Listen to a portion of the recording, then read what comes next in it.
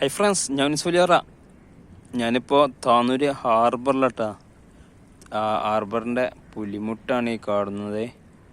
ആകാശത്താണെങ്കിൽ നല്ല കാർമേഘം കണ്ടിട്ടാ.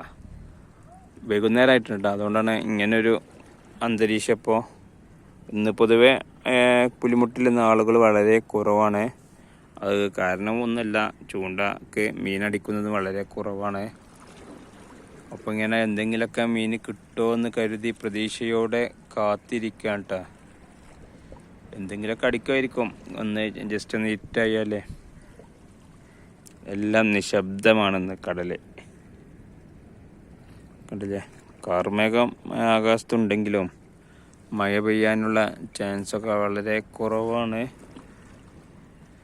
അപ്പോൾ ഇങ്ങനെ ചൂണ്ടിട്ട് കൊണ്ടിരിക്കണേ. മീൻ എന്തെങ്കിലുമൊക്കെ കിട്ടിയാലേ അപ്ഡേറ്റ് ചെയ്യാം.